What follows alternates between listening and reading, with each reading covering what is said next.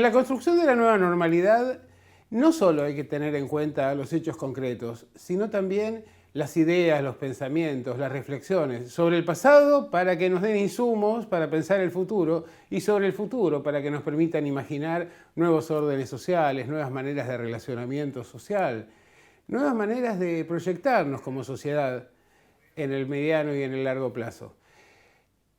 En el programa de hoy de En Transición tendremos 3 invitados que por distintos motivos me pareció particularmente interesante convocar. El primero va a ser Pacho O'Donnell, que nos va a hablar un poco de cómo afecta la pandemia y cómo es el pensamiento histórico en un contexto como este.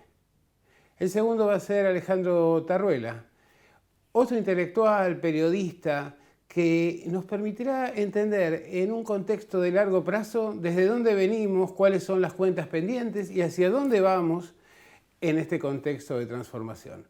Finalmente, José Josami nos va a hablar de las mediaciones, nos va a hablar del fútbol y sobre todo de cómo se produce la explotación de los niños en el marco de estos mercaderes de carne humana que finalmente terminan concretando, algunos en cracks, pero la mayoría en prácticamente desechos sociales, destruidas sus ilusiones, destruidos sus proyectos de vida.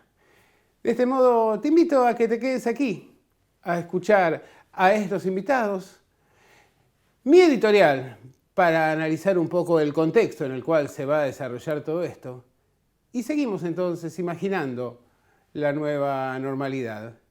Todos los miércoles a las 22, aquí por Realpolitik, en Transición.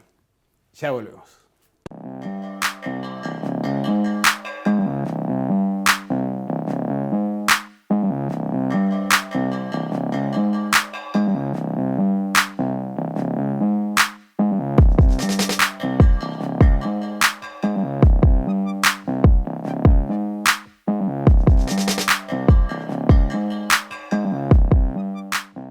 Ahora, en Transición, estamos en comunicación con un querido amigo, un gran historiador, psiquiatra, hombre de la cultura, Pacho O'Donnell. ¿Cómo estás, Pacho? Muy buenas noches. Alberto, querido amigo, ¿cómo estás? Gracias por llamarme. No, al Un honor. contrario, gracias por estar en contacto con nosotros. Y bueno, quería recorrer un poco toda tu amplia gama de desarrollo profesional y empecemos por la pandemia. ¿Cómo nos ha afectado esta pandemia? Esta pandemia, te voy a contestar más desde mi aspecto más psicológico, ¿no? Más psicoanalítico. Sí. Está produciendo y ha producido ya severos daños psicológicos. Eso creo que es muy importante tenerlo en cuenta. Es decir, algunas encuestas dicen que más de la población, más de la mitad de la población está deprimida, ¿no? Está pasando por un estado depresivo. Sí. Los estados depresivos pueden ser temporales, pero si se prolongan pueden transformarse en depresiones crónicas, ¿no es cierto? También durante todo este tiempo, si uno ha tenido angustia, insomnio, depresión, quiere decir que es una persona normal. Es imposible estar transitando esta situación sin que nuestra psiquis realmente refleje. Y lo importante, pues digo, lo importante es tratar de que eso no se transforme en crónico, ¿no? Por ejemplo, mira vos, Alberto, un tema, el miedo. O sea, creo que ha habido una inoculación de miedo. O sea, el miedo es un miedo real. O sea, no sabemos si vamos a morir, no sabemos si nos vamos a enfermar, no sabemos si se va a morir algún ser querido, no sabemos si vamos a sufrir, si no vamos a sufrir. Entonces se vuelve temible ir al supermercado, ¿no es cierto? Sí. Salir a dar una vuelta, caminar y encontrarse con alguien. De pronto uno no sabe si es un asintomático, o sea que, digamos, todo está como lleno de peligros del contagio y del sufrimiento y de la muerte. Y eso se expande, o sea, lo que se ha notado es que, digamos, hay muchas personas que se han vuelto más medrosas, digamos, ¿no? O sea, que tienen más temor. Un temor es inexplicable, no solo el temor al contagio, el temor a la muerte, sino que ese miedo se ha expandido, ¿no?, a otras áreas. Creo que Sí, el daño, digamos, de lo que sería el mayor daño está siendo producido en parte por las pérdidas. O sea, durante todo este tiempo hemos perdido muchas cosas. Yo he perdido 2 trabajos, por ejemplo.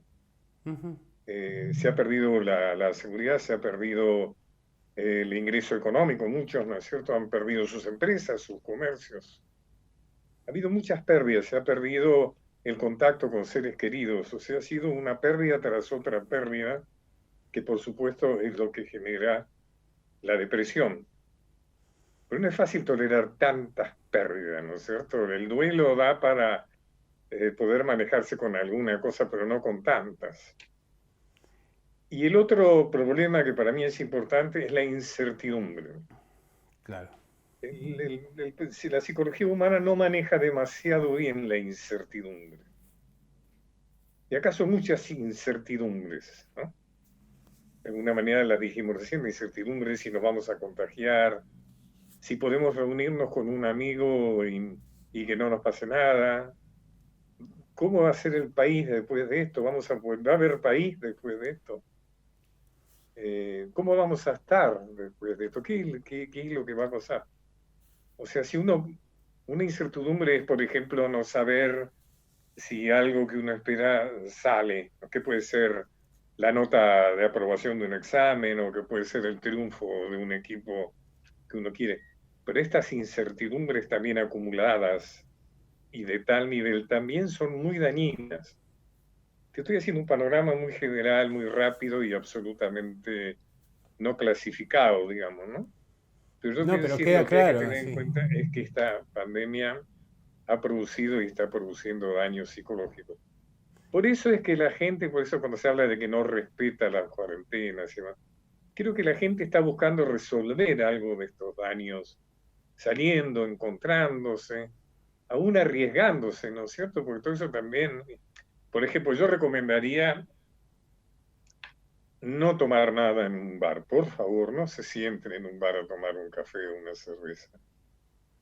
Porque eso es estar a 50 centímetros de alguien y además sin el barbijo, porque uno no puede tomar un café o una cerveza sin sacarse el barbijo. Eh, o sea, bueno, esto forma parte también de todo esto que te decía, de la incertidumbre, ¿no? Claro, porque siempre tenemos términos. Sabemos que un examen se resuelve en un periodo determinado, Exacto, exacto. pero acá no podemos planificar. Y sobre todo en el terreno de la cultura ha sido uno de los más afectados, ¿no? Por esto que planteabas vos de la pérdida, además de a nivel de lo afectivo, de nuestras capacidades y demás, en el tema laboral concreto. Sí, esto es una historia rara, como si es muy difícil de abordar. No tenemos, a ver, miramos lo que asocié en este momento, asocié la época de la dictadura.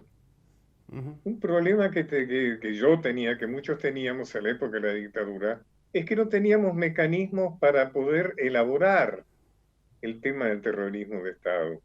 Es decir, no teníamos antecedentes, nuestra mente no estaba preparada para eso. Claro. Pasa lo mismo con esto, no estamos preparados para poder abordar, porque no tenemos ninguna experiencia previa ni nada que ver con esto, ¿no? Entonces, en ese sentido, pasan cosas raras, porque indudablemente los espectáculos van a tardar mucho en volver, porque si yo decía no tomen un café con alguien, ¿cómo te vas a sentar con alguien que tose en una butaca de al lado? O sea, hay cosas que son muy difíciles. De alguna manera, el streaming está sirviendo para paliar en algo eso, pero la gente también está bastante harta del streaming y de los Zooms y todas esas cosas, ¿no?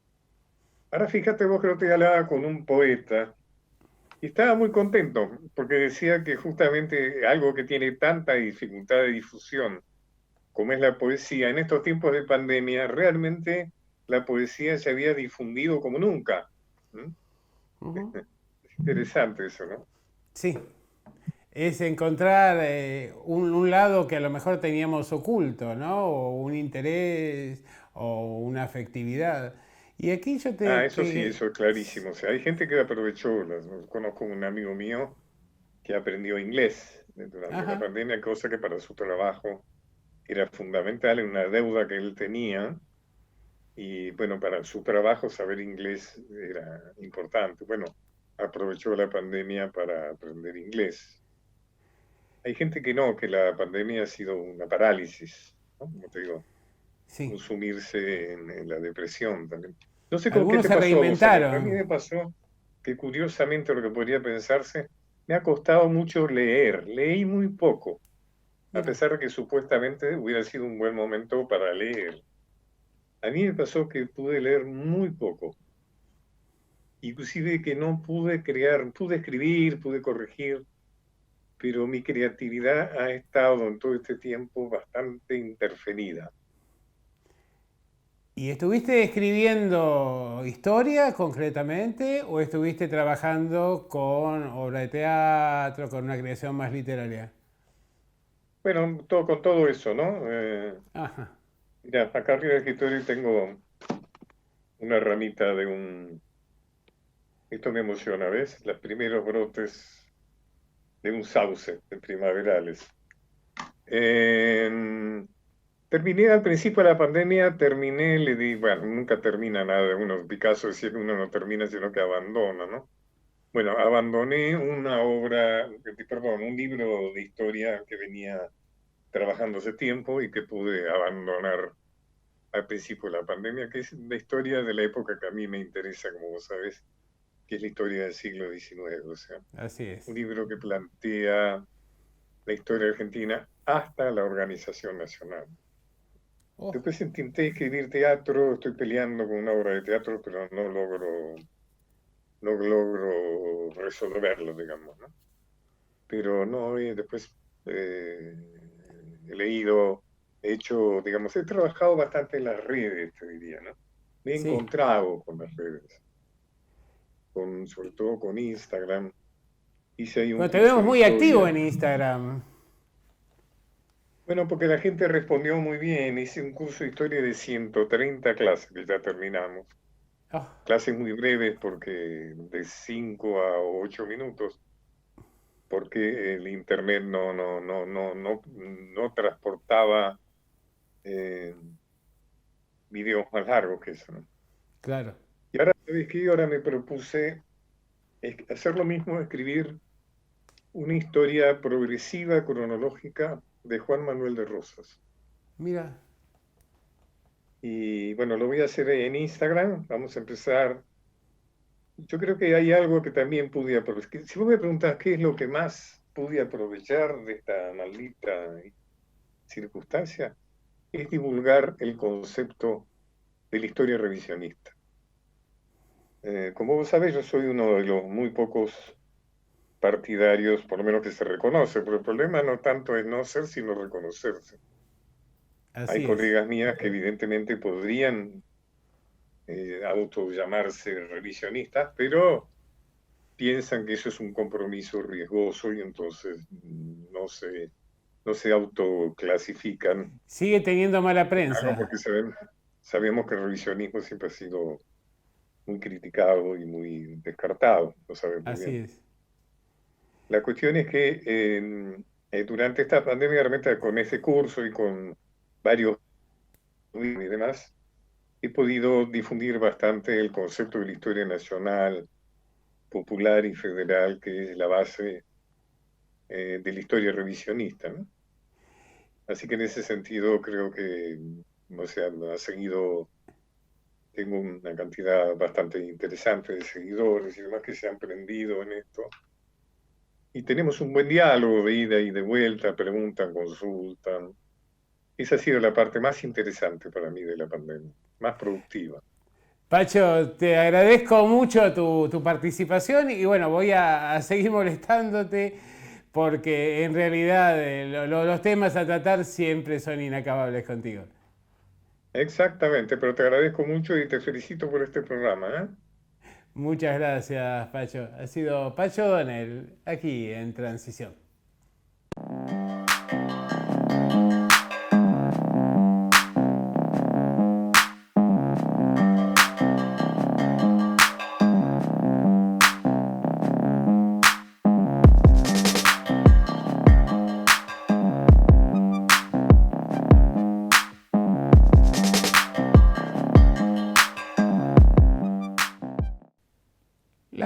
pandemias son epidemias, enfermedades de contagio de origen virósico que se desarrollan a escala internacional. Tanto epidemias como pandemias han existido desde los orígenes de la humanidad. Antes de la aparición de la ciencia o de la disciplina médica con Hipócrates en el siglo V a.C., en ese siglo griego maravilloso, se las llamaba pestes. Y sobre esas pestes tenemos relatos en los textos bíblicos, en textos religiosos, en textos civiles. En general, los relatos son siempre muy parecidos. Empiezan con la generación del temor ante personas que parecen escupir fuego de los ojos, que levantan la temperatura, tienen un incremento de la sed, pierden el apetito, les salen granos a lo largo del cuerpo. Y esto se va extendiendo. Y se va extendiendo en contextos generalmente de hacinamientos, campamentos militares, ciudades. La única cura que se conocía durante muchísimo tiempo, y tal vez la única cura o la principal que tenemos incluso hoy día, es recomendar distanciarse, alejarse de las áreas rurales, tratar de volver a lugares donde haya mayor circulación de aire, donde el aire sea más limpio, el agua sea más pura y la alimentación sea más sana. La primera epidemia sobre la cual tenemos conocimiento es la del año 428 en Atenas. Esa epidemia se dio en el marco de una campaña militar del ejército ateniense. Un contagio proveniente de sus adversarios del norte del continente africano llevó a que de 28 a 30.000 hombres que tenía ese ejército ateniense solo sobrevivieran alrededor de 5 o 6.000. Morían alrededor de 5.000 por día. E incluso Pericles, que fue aquel estratega que le da nombre a ese siglo V antes de Cristo, fue una de sus víctimas. También tenemos relatos durante el Imperio Romano, siglo II, siglo III, siglo VI con Justiniano. En general, casi todas ellas tenían el mismo origen: la confrontación armada, las condiciones de hacinamiento, la falta de higiene. Y los relatos son tremendos. Cayeron emperadores, se debilitaron imperios. Los muertos, según esos relatos, nunca bajan de 5 o 10.000 por día.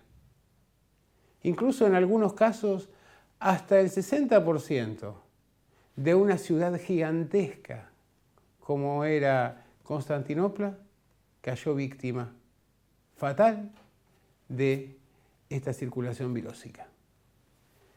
Si seguimos avanzando a lo largo de la historia, tenemos en el siglo XIV la peste negra. También allí el 60% aparentemente, o entre el 40 y el 60% de la población europea fue su víctima fatal.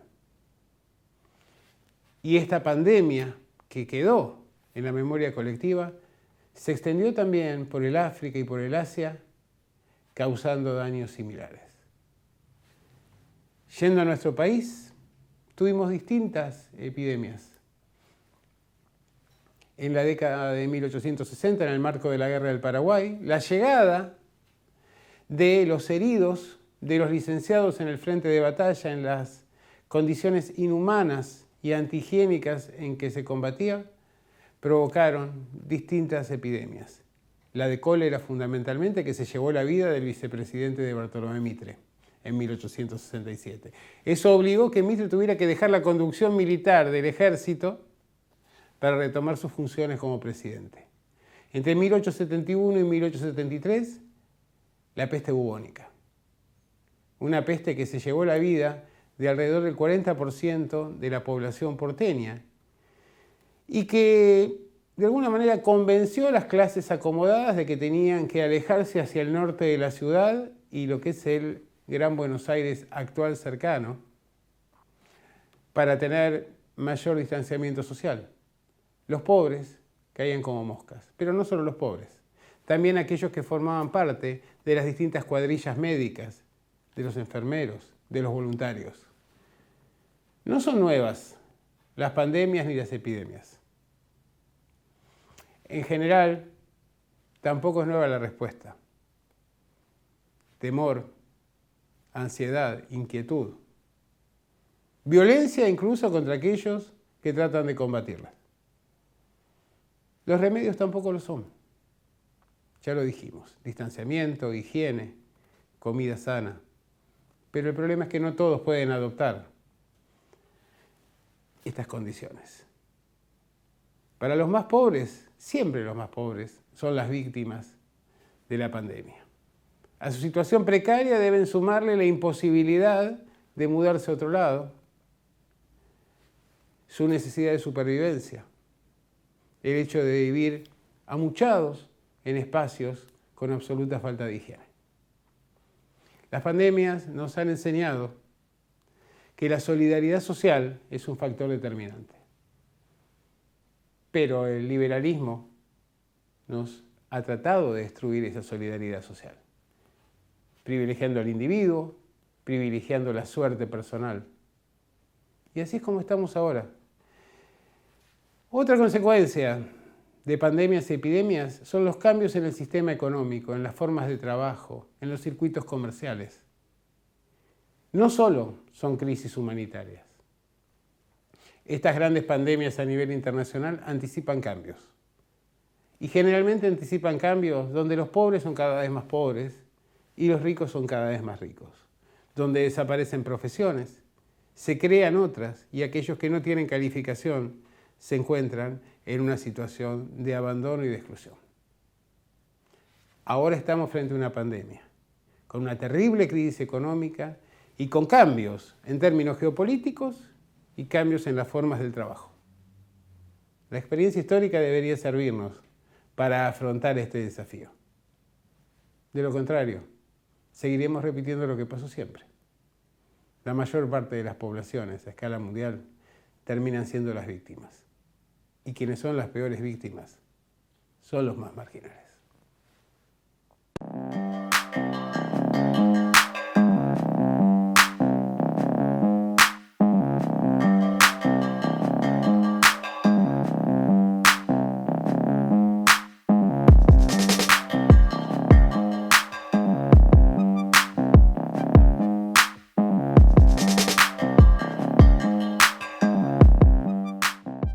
Alejandro Tarruela es un intelectual, periodista, militante, que ha escrito de todo y ha participado en la escena de lucha a lo largo de una muy rica trayectoria.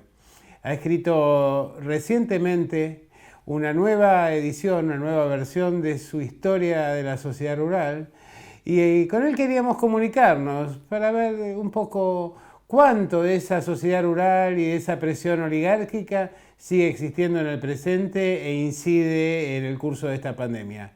Alejandro, muy buenas noches, ¿cómo estás? ¿Cómo estás, Alberto? ¿Qué tal? Bien, bien, muy bien. ¿La sociedad rural sigue siendo lo que era? Y es digamos, una proyección sobre un proyecto histórico concebido obviamente en un momento histórico, repitiendo la figura, diferente, pero sobre un mismo espíritu, ¿no? O sea, fue creada para defender los intereses específicos de un sector del privilegio, y hoy sigue representando esos intereses en estructuras político, económico y sociales diferentes, ¿no? Pero hay un espíritu de conformación que es afín a ese devenir en la historia. En el contexto internacional actual, donde parece reafirmarse esta pretensión de que la Argentina sea agroexportadora a toda costa y de estos sectores más concentrados y ahora a menudo que arrienda sus tierras parece llevarse nuevamente la parte del león. ¿Cómo evaluás las políticas del gobierno? Si es posible hacer otra cosa, si el momento de rebelarse es otro.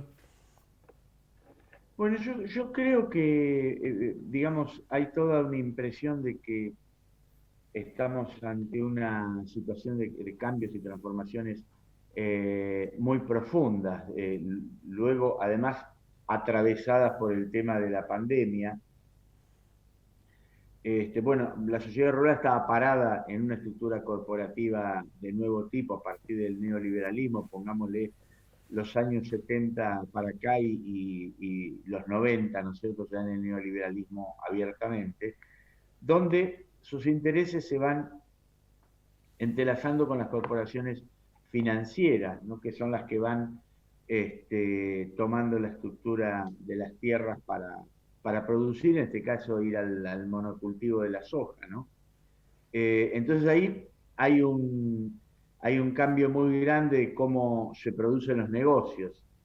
Pero los negocios se producen sobre la base del no reconocimiento cada vez mayor de las naciones, de los intereses que juegan con esa base.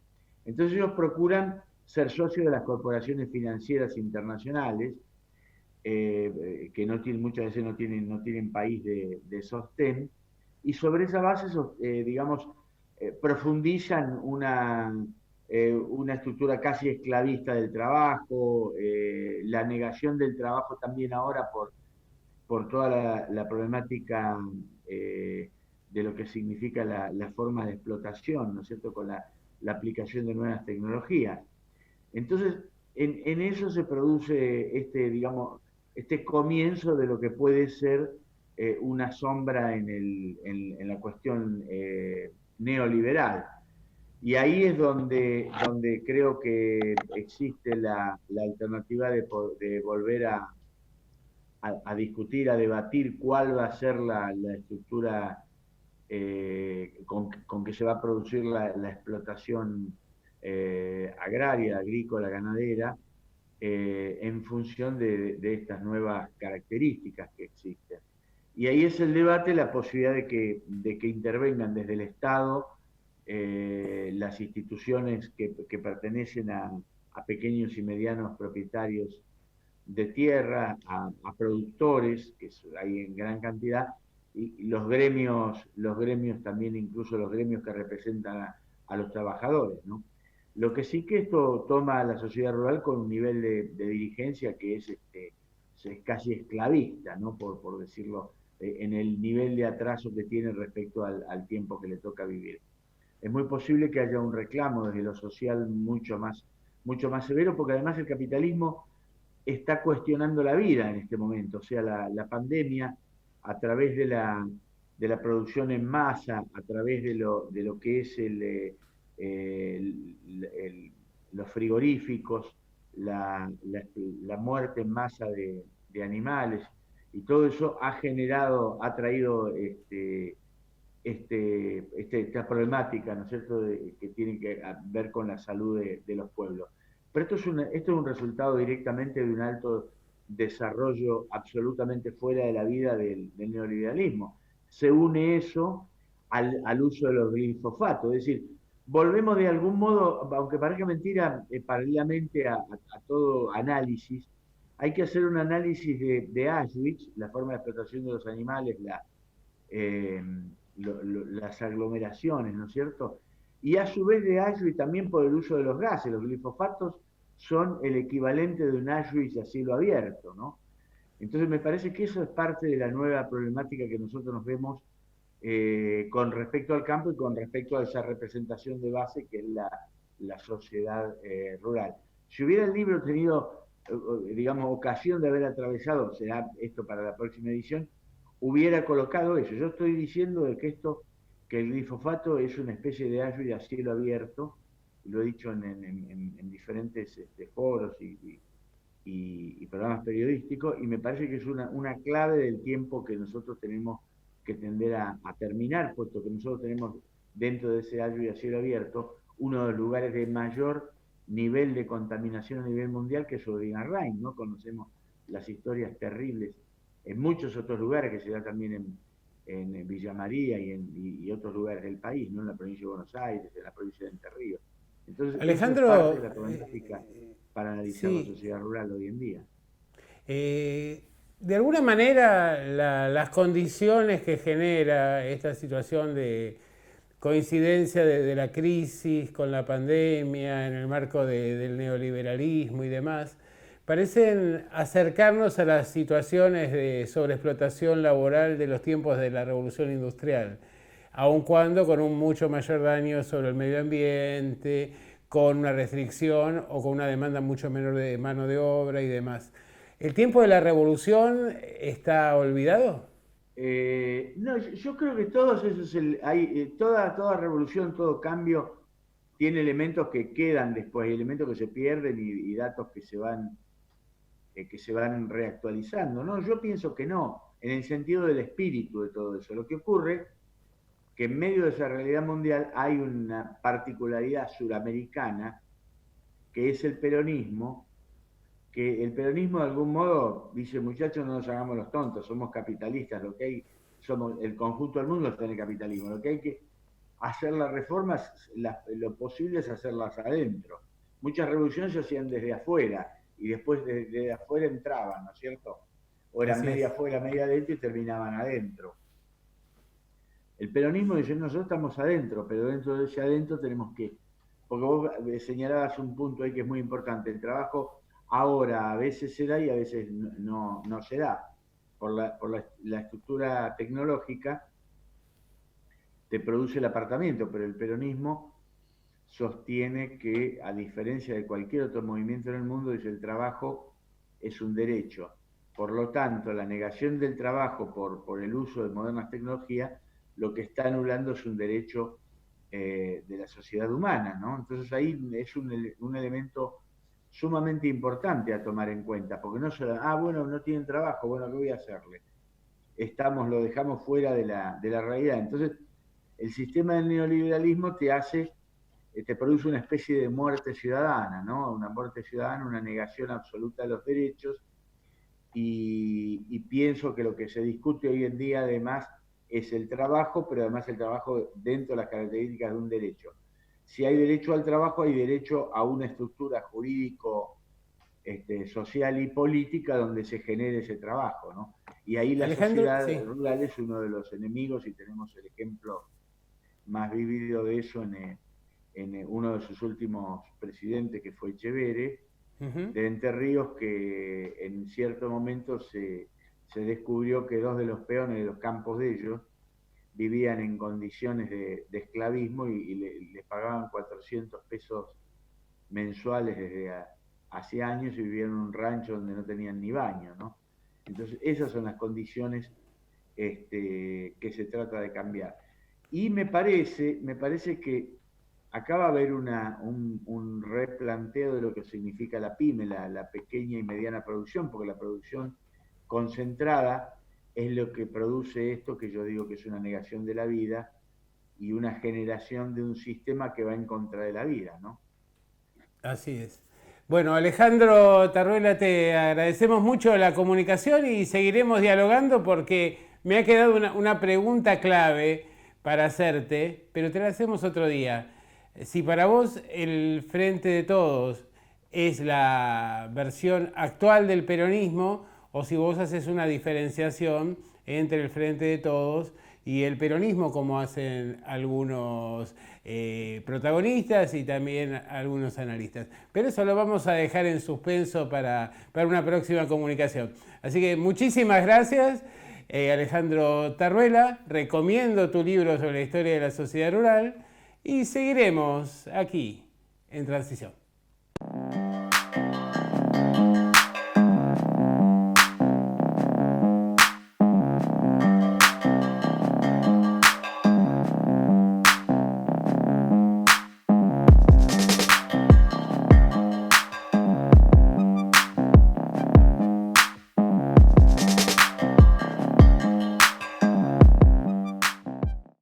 El fútbol despierta grandes pasiones populares, grandes sumas de dinero, grandes inversiones, siempre sospechas de lo que hay detrás, si hay redes de lavado, si no las hay. En general, lo que ocupa las portadas de los medios está asociada con las grandes transferencias, los conflictos, los romances. Pero detrás de esto hay mucha gente que vive, que sufre las consecuencias de querer llegar a ser algún día uno de los grandes referentes del deporte mundial. Estamos en comunicación con José Josami. José es abogado, fue juez, también fue relator de una de las principales cadenas de transmisión deportiva de nuestro país y escribió un artículo interesantísimo que, tomando el tema de Serrat, tituló "Niño, deja ya de joder con la pelota". ¿Cómo estás, José? Muy buenas noches. Hola Albertito, buenas noches. ¿Cómo estás vos? La alegría de escucharte y Muy de bien. verte también. Bueno, ¿qué es lo que es compartido eso? ¿Qué es lo que se mueve detrás de esta trama de mercaderes de carne humana y de grandes expectativas que terminan tirados en las calles europeas habitualmente? Y el tema de los menores del fútbol es un tema eh, tristemente dramático, lo diría, ¿no? Y claro, uno cree que todo es alegría y todo pasa por la llegada de un talento, ¿no? Pero por detrás de toda esa historia también hay un triste proceso de muchos jugadores que no llegan, o sea, de las frustraciones, de los fracasos, ¿m? Porque está comprobado estadísticamente que de cada 1000 que intentan solo llega uno. O sea, ¿cómo es ese negocio que muchos dicen que con uno solo se pueden salvar? ¿No? Esa es la idea. Tal vez un solo jugador por ahí pueda salvar al representante, pueda salvar, bueno, a la familia seguramente. Pero ¿qué de ellos, todos aquellos que quedan en el camino, ¿no? Y creo que eso sucede tanto en el ámbito internacional también como en el ámbito nacional, ¿no? Porque, a ver, y esto lo saben mucha gente, que cuando llegan a los 18, 19 años a la cuarta división, que es la división colador, si se La quiere, línea de corte. Sí. claro, la línea de corte, donde, bueno, quedan pero cantidades de seres humanos, de jóvenes, que se tienen que volver a su casa, a su pago, a su pueblo, con el pase bajo el brazo o bien a buscar laburo en otra cosa, ¿no? Porque, a ver, el técnico decidió que solo pasan los que él considera que son los distintos, los diferentes, los que O los que están tienen cierto preparados, digamos. representante que le garantiza seguir adelante, ¿no? Claro, hay otros, eh, hay otros casos como, a ver, muchos que en los clubes grandes como fueron River y Boca, por ejemplo, que se fueron y que después los terminaron comprando, ¿no? El caso Guzmán, por ejemplo, el arquero de Boca, que quedó eliminado en esas inferiores y después de pasar por Huracán, y bueno, Boca fue a buscarlo, o el caso de este delantero también, que ahora no me sale el nombre, que estuvo en Independiente de Mendoza, que estuvo en Godoy Cruz, que está en Lanús, que fue un goleador, pero que en su época, claro, estaban los Maxi López, ¿Sanz, decís vos? estoy hablando de Sanz, exactamente. Ajá. Y, y bueno, y que vuelve a River, pero después comprado, ¿no? Con una transferencia. Porque en aquel momento tal vez el entrenador de turno no le vio las condiciones o solamente tenía que quedarse con 2 o 3. O por ahí no era del representante fuerte que podía bancarlo, tal vez, y tenían que estar los jugadores de determinados representantes. Vaya uno a saber cómo era la historia. Y luego River tuvo que comprarlo después. Y en el ámbito internacional también, ¿no? Porque hay intermediarios irresponsables. Esto me lo contaba un pibe que había estado en China. Y me contaba con mucha tristeza cómo había sido abandonado en China. Y tuvo que, bueno, como pudo, volverse a la Argentina. Y así como él, otros cientos y cientos de pibes africanos, americanos, que les crean este sueño y que, bueno, que realmente después termina siendo todo una mentira, ¿no? Sí, en realidad parece a veces el fútbol como una especie de estado de naturaleza donde el más fuerte devora a los más débiles, ¿no? Por ejemplo, el caso de los derechos de formación, que bueno, ahora tenemos una norma desde hace un tiempo, pero antes prácticamente era mínimo o inexistente el reconocimiento respecto de los clubes de origen de los jugadores. Bueno, la norma de formación existió hace 20 años, o sea, la que él está ligada a FIFA y que, a ver, inductivamente, digamos, la tiene que tomar AFA, que si bien AFA este último año le hizo un cambio a la normativa derivada de FIFA, y la norma a la que vos te referís es la que hace 5 años se legisló en la Argentina, que es la ley 27211. Hoy está a la espera de un fallo de la Corte por un planteo de inconstitucionalidad, al cual yo también avalo la inconstitucionalidad, que si bien tiene sus beneficios esa norma, pero también tiene sus groseros errores, que de eso también te puedo dar mi opinión. Dale, me interesa lo de los errores, porque los beneficios en general son los mismos o similares que lo que podría tener la de la FIFA, ¿no? Claro, a ver, los errores es, en primer lugar, esa ley, yo conozco a los legisladores, son gente de derecho, entre ellos hay gente, bueno, la legisladora no la conozco, pero los abogados que asesoraron conozco, entre ellos uno, un gran jurista. A mí me parece que bajar la edad a los 9 años es un atentado contra la Convención Internacional de Niñas, Niños y Adolescentes, que justamente este año estamos conmemorando los 30 años de este importante tratado internacional al cual nosotros en la reforma constitucional del 94 nos adherimos. Me parece que comercializar o poner en mercancía a un niño de 9 años me parece abusivo. Otro de los errores es la mezcla de normas procesales y normas de fondo dentro de una misma ley. Y después me parece abusivo el tema de la tácita reconducción. La tácita reconducción es la siguiente, o sea, si bien la normativa de FIFA, la inicial de lo que habla de derecho de formación, indica que el derecho de formación se debiera solamente pagar en caso de primer contrato, cuando el jugador firma primer contrato, y esto también estaría en duda hoy, y después voy a ampliarte y te voy a decir, porque ahí yo en el artículo lo cuento, porque me parece que hasta se debiera dejar el primer contrato, y después en cada transferencia. La de FIFA habla de transferencia internacional, aunque ahora FIFA está realizando una reforma que es muy probable que ya el año que viene esté en vigencia y que tiene que ver no solo con lo internacional, sino también con transferencias nacionales. Esto indica que no solo se va a requerir que el pase sea de un país a otro, o bien de una asociación a otra, sino que también dentro de las mismas asociaciones puedan beneficiar a clubes extranjeros.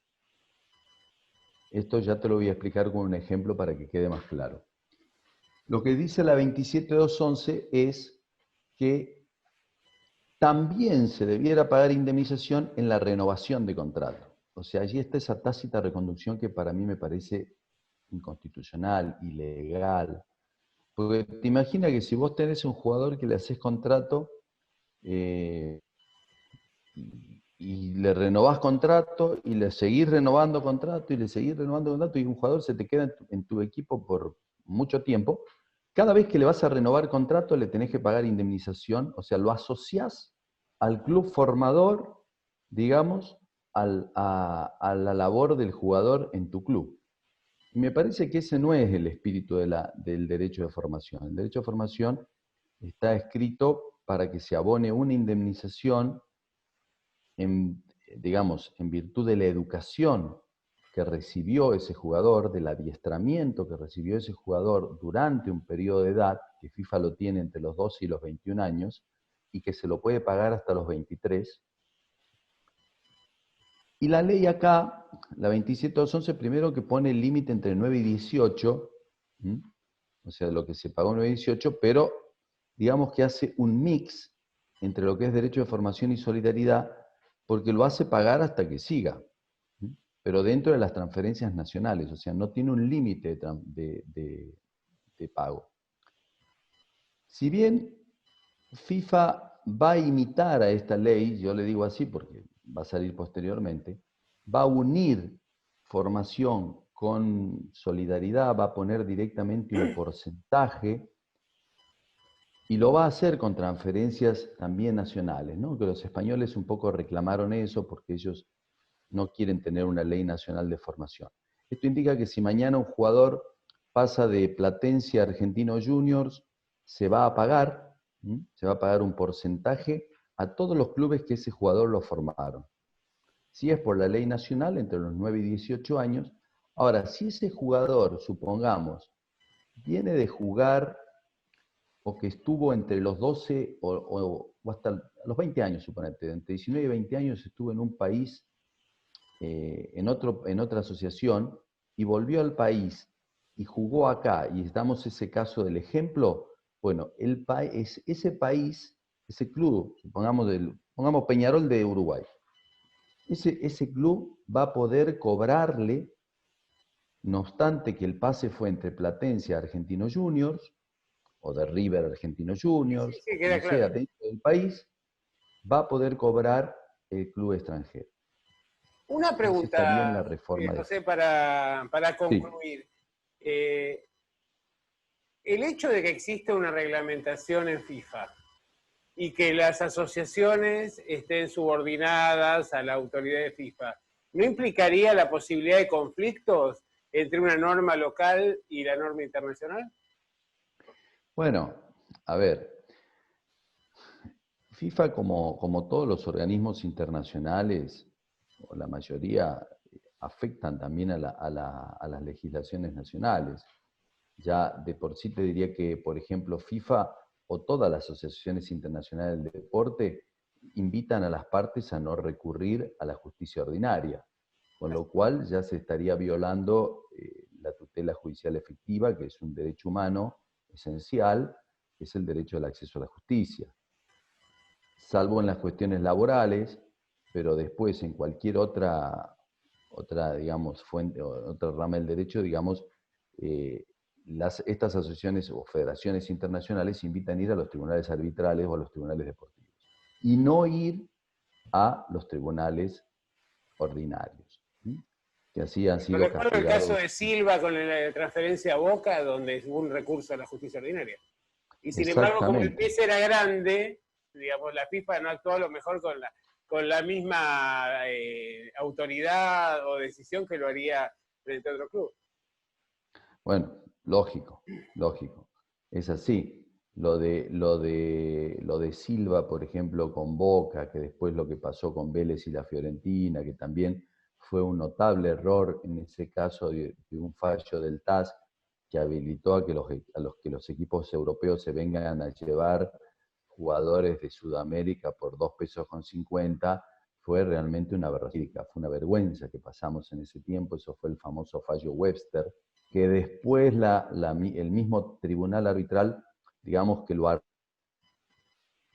poco tiempo, y que bueno, gracias a Dios se puso las famosas cláusulas de rescisión, ¿no? O sea, empezaron a funcionar, que hoy está muy en boga con el tema Messi, para que los clubes se eviten que se los lleven a sus jugadores por el residual de contrato que le quedaban, y de esa manera los países europeos venían, se llevaban a grandes cracks por 2,50 pesos, ¿no? Cuando un pase les valía, no sé, 30 millones, 40 millones, capaz que venían y les quedaba 4 millones o 3 millones de residual de contrato, pagaban eso y se los llevaban, ¿no? Eso es una vergüenza, que gracias a Dios eso se restituyó. José, te agradezco mucho la comunicación y vamos a seguir en contacto, porque efectivamente me parece que el fútbol da para mucho, y sobre todo los entretelones del fútbol y no lo que aparece habitualmente en primera plana. Para mí es un placer, con mucho gusto, Alberto, tus órdenes, y bueno, desde ya te agradezco la convocatoria y te mando un fuerte abrazo. Muy bien, ha sido José Josami aquí en Transición.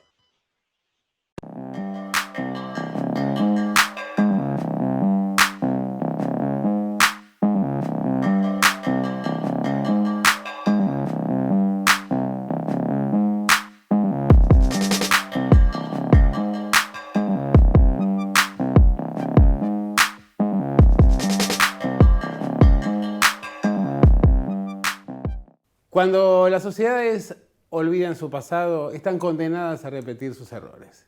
Por esta razón, en este programa nos dedicamos a reflexionar sobre el pasado, pero con perspectiva hacia el futuro. Tenemos un enorme desafío. Aquí nuestros 3 invitados desde diferentes ópticas analizaron el ahora y la proyección hacia lo que vendrá. Lo que vendrá, que parece temerario, sabemos que no va a ser bueno, sabemos que va a ser complicado, pero tampoco podemos esquivarle el bulto.